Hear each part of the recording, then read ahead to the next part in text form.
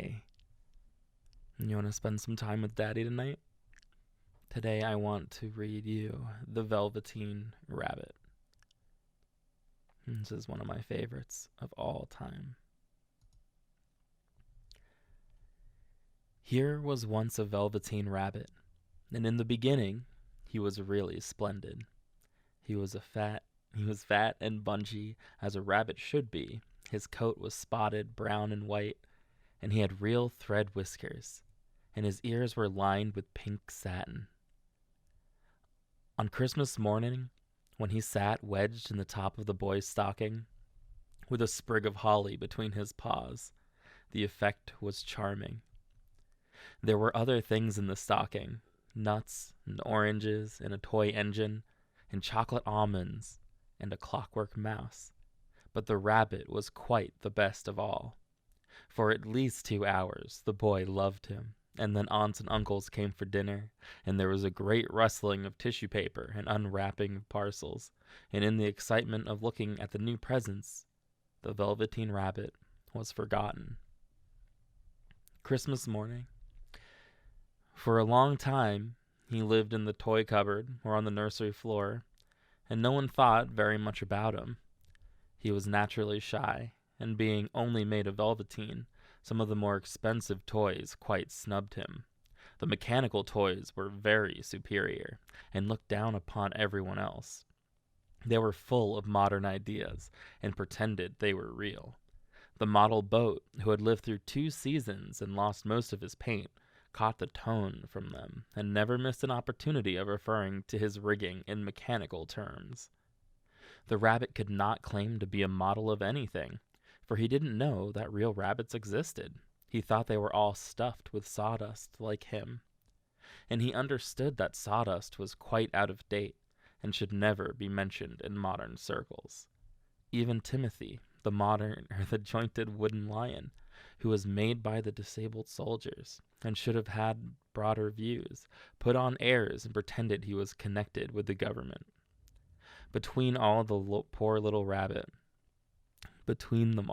the poor little rabbit was made to feel himself very insignificant and commonplace, and the only person who was kind to him at all was the Skin Horse.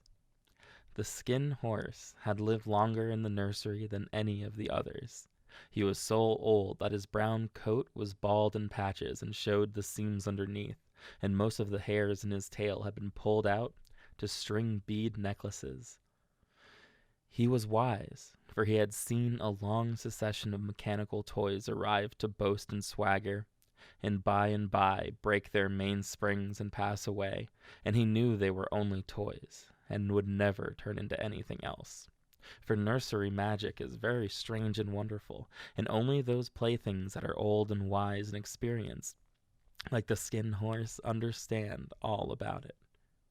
"What is real?" asked the rabbit one day when they were lying side by side near the nursery fender before Nana came to tidy the room. "Does it mean having things that buzz inside you and stick out handle?" "Real isn't how you are made," said the Skin Horse. "It's a thing that happens to you when a child loves you for a long, long time, not just to play with, but really loves you. Then you become real." "Does it hurt?" asked the rabbit. "Sometimes," said the Skin Horse, for he was always truthful. "When you are real, you don't mind being hurt." "Does it happen all at once, like being wound up?" he asked, "or bit by bit?" "It doesn't happen all at once," said the Skin Horse. It takes a long time. That's why it doesn't happen often to people who break easily, or have sharp edges, or who have to be carefully kept. Generally, by the time you are real, most of your hair has been loved off, and your eyes drop out, and you get loose in the joints and very shabby. But these things don't matter at all, because once you are real, you can't be ugly, except to people who don't understand. "I suppose you are real," said the rabbit, and then he wished he had not said it, for he thought the Skin Horse might be sensitive, but the Skin Horse only smiled. "The boy's uncle made me real," he said. That was a great many years ago. But once you are real, you can't become unreal again. It lasts for always. The rabbit sighed. He thought it would be a long time before this magic called real happened to him. He longed to become real, to know what it felt like, and yet the idea of growing shabby and losing his eyes and whiskers was rather sad. He wished he could become it without these uncomfortable things happening to him. There was a person called Nana who ruled the nursery. Sometimes she took no notice of the playthings lying about, and sometimes, for no reason whatever, she went swooping about like a great wind and hustled them away in cupboards. She called this tidying up, and all the playthings hated it, especially the tin ones. The rabbit didn't mind so much, for wherever he was thrown, he came down soft. One evening, when the boy was heading to bed, he couldn't find the china dog that always slept with him. Nana was in a hurry, and it was too much trouble to hunt for china dogs at bedtime, so she simply looked about her, and seeing the toy cupboard door stood open, she made a swoop. "Here," she said, "take your old bunny, he'll do to sleep with you." And she dragged the rabbit out by one ear, and put him into the boy's arms. That night, and for many nights after, the Velveteen Rabbit slept in the boy's bed. At first, he found it rather uncomfortable, for the boy hugged him very tight, and sometimes he rolled over on him, and sometimes he pushed him so far under the pillow that the rabbit could scarcely breathe. And he missed, too, those long moonlight hours in the nursery when all the house was silent, and his talks with the skin horse. But very soon he grew to like it, for the boy used to talk to him, and made nice tunnels for him under the bedclothes that he said were like the burrows that real rabbits lived in. And they had splendid games together, in whispers, when Nana had gone away to her supper and left the nightlight burning in the mantelpiece, and when the boy dropped off to sleep, and the rabbit would snuggle down close under his little warm chin and dream, and the boy's hands clasped close round him all night long. And so time went on, and the little rabbit was very happy. So happy he never noticed how his beautiful velveteen fur was getting shabbier and shabbier, and his tail becoming unsewn, and all the pink rubbed off his nose where the boy had kissed him. Spring came, and they had long days in the garden, for wherever the boy went, the rabbit went too. He had rides in the wheelbarrow, picnics on the grass, and lovely fairy huts built for him under the raspberry canes behind the flower border. And once, when the boy was called away suddenly to go out to tea, the rabbit was left out on the lawn until long after dusk, and Nana had to come and look for him with the candle because the boy couldn't go to sleep unless he was there. He was wet through the dew and quite earthy from diving into the burrows the boy had made for him in the flower bed, and Nana grumbled as she rubbed him off with a corner of her apron. "You must have your old bunny," she said. "Fancy all that fuss for a toy." The boy sat up in bed and stretched out his hands. "Give me my bunny," he said. "You mustn't say that. He isn't a toy. He's real." When the rabbit heard that, he was happy, for he knew what the skin horse had said was true at last. The nursery magic had happened to him, and he was a toy no longer. He was real. The boy himself had said it. That night he was almost too happy to sleep, and so much love stirred in his little sawdust heart that it almost burst. And into his boot-button eyes that had long ago lost their polish, there came a look of wisdom and beauty, so that even Nana noticed it the next morning when she picked him up and said, "I declare if that old bunny hasn't got quite a knowing expression." That was a wonderful summer. Near the house where they lived, there was a wood, and in the long June evenings the boy liked to go there after tea to play. He took the Velveteen Rabbit with him.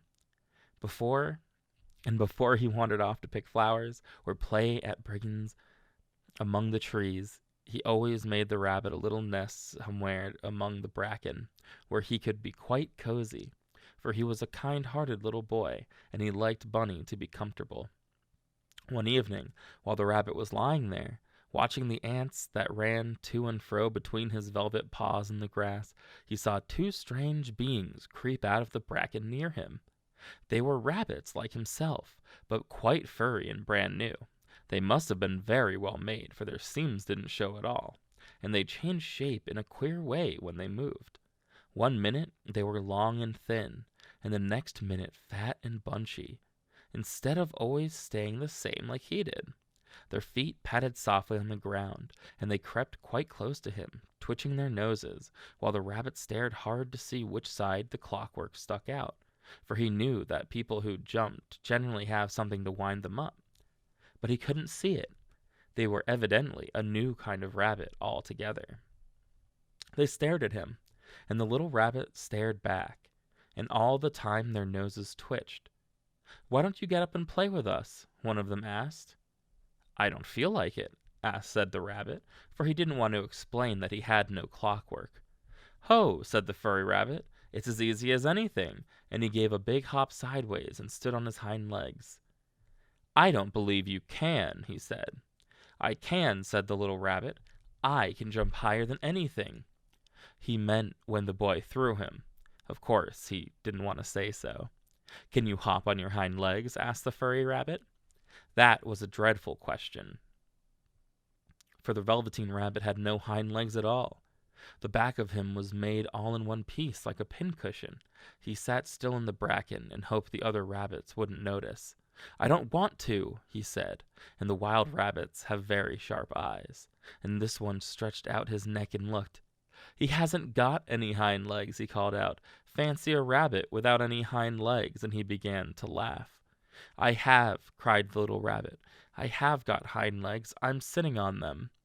"Then stretch them out and show me, like this," said the wild rabbit, and he began to whirl round and dance till the little rabbit got quite dizzy. "I don't like dancing," he said. "I'd rather sit still." But all the while he was longing to dance, for a funny new tickly feeling ran through him, and he felt he would give anything in the world to be able to jump about like these rabbits did. The strange rabbit stopped dancing and came quite close. He came so close this time that his long whiskers brushed the Velveteen Rabbit's ear, and then he wrinkled his nose suddenly and flattened his ears and jumped backwards. "He doesn't smell right," he exclaimed. "He isn't a rabbit at all. He isn't real." "I am real," said the little rabbit. "I am real. The boy said so." And he nearly began to cry. Just then there was a sound of footsteps, and the boy ran and he passed near them, and with a stamp of feet and a flash of white tails, the two strange rabbits disappeared. "Come back and play with me," called the little rabbit. "Oh, do come back. I know I am real." But there was no answer. Only the little ants ran to and fro, and the bracken swayed gently where the strangers had passed. The Velveteen Rabbit was all alone. "Oh dear," he thought. "Why did they run away like that? Why couldn't they stop and talk to me?" For a long time he lay very still, watching the bracken, and hoping that they would come back. But they never returned, and presently the sun sank lower, and the little white moths fluttered out, and the boy came and carried him home. Weeks passed, and the little rabbit grew very old and shabby, but the boy loved him just as much. He loved him so hard that he loved all his whiskers off, and the pink lining to his ears turned gray, and his brown spots faded. He even began to lose his shape, and he scarcely looked like a rabbit anymore, except to the boy. To him he was always beautiful, and that was all the little rabbit cared about. He didn't mind how he looked to other people, because the nursery magic made him real, and when you are real, shabbiness doesn't matter. And then, one day, the boy was ill. His face grew very flushed, and he talked in his sleep, and his little body was so hot that it burned the rabbit when he held him close. Strange people came and went in the nursery, and a light burned all night, and through it all the little Velveteen Rabbit lay there, hidden from sight, under the bedclothes, and he never stirred, for he was afraid that if they found him, someone might take him away, and he knew that the boy needed him.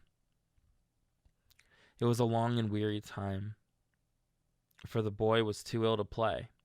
The little rabbit found it rather dull with nothing to do all day. but he snuggled down patiently and looked forward to the time when the boy would be well again, and they would go out into the garden amongst the flowers and butterflies and play splendid games in the raspberry thicket like they used to. All sorts of delightful things he planned, and while the boy lay half asleep, he crept up close to the pillow and whispered them in his ear. And presently the fever turned, and the boy got better. He was able to sit up in bed and look at picture books, while the little rabbit cuddled at his side. And one day they let him get up and dress. It was a bright, sunny morning, and the windows stood wide open. They had carried the boy out on the balcony wrapped in a shawl, and the little rabbit lay tangled up among the bedclothes thinking. The boy was going to the seaside tomorrow. Everything was arranged, and now it only remained to carry out the doctor's orders. They talked about it all while the little rabbit lay under the bedclothes, with just his head peeping out, and listened. The room was to be disinfected. All the books and toys the boy had played with in bed must be burnt. Hurrah, thought the little rabbit. Tomorrow we shall go seaside, for the boy had often talked of the seaside and wanted very much to see the big waves coming in, and the tiny crabs in the sand castle. Just then Nana caught sight of him. "How about this old bunny?" she asked. "That?" said the doctor. "Why, it's a mess of scarlet fever germs. Burn it at once." "What? Nonsense. Get him a new one. He mustn't have that any more." And so the little rabbit was put into a sack with the old picture books and a lot of rubbish, and carried out to the end of the garden behind the fowl house. That was a fine place to make a bonfire. Only the gardener was too busy just then to attend to it. He had the potatoes to dig and the peas to gather, but next morning he promised to come quite early and burn the whole lot. Then that night the boy slept in a different room, and he had a new bunny to sleep with him. It was a splendid bunny, all white plush with real glass eyes, but the boy was too excited to care very much about it, for tomorrow he was going to the seaside, and that in itself was such a wonderful thing that he could think of nothing else. And while the boy was asleep, dreaming of the seaside, the little rabbit lay among the picture books in the corner behind the fowl house, and he felt very lonely. The sack that had been left untied, and so by wriggling a bit, he was able to get his head through the opening and look out. He was shivering a little, for he had always been used to sleeping in a proper bed. And by this time his coat had worn so thin and threadbare from hugging that there was no longer any protection to him. Nearby he could see the thicket of raspberry canes growing tall and close like a tropical jungle, and in whose shadow he played with the boy on bygone mornings. He thought of those long sunlit hours in the garden, how happy they were, and great sadness came over him. He seemed to see them all pass before him, each one more beautiful than the other. The fairy huts in the flower bed, the quiet evenings in the wood when he lay in the bracken and the little ants ran over his paws. The wonderful day when he first knew that he was real. He thought of the skin horse, so wise and gentle, and all that he had told him. Of what use was it to be loved and lose one's beauty and become real if it all ended like this? And a real tear, trickled down the little shabby velvet nose and fell to the ground. And then a strange thing happened. For where the tear had fallen, a flower grew out of the ground. A mysterious flower, not at all like any that grew in the garden.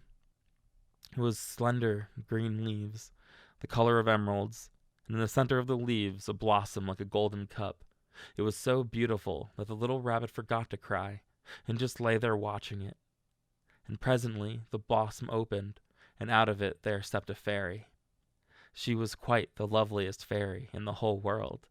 Her dress was of pearl and dewdrops, and there were flowers round her neck and in her hair, and her face was like the most perfect flower of all. And she came close to the little rabbit, and gathered him up in her arms, and kissed him on his velveteen nose that was all damp from crying. "Little rabbit," she said, "don't you know who I am?" The rabbit looked up at her, and it seemed to him that he had seen her face before, but he couldn't think where. "I am the nursery magic fairy," she said. "I take care of all the playthings that the children have loved.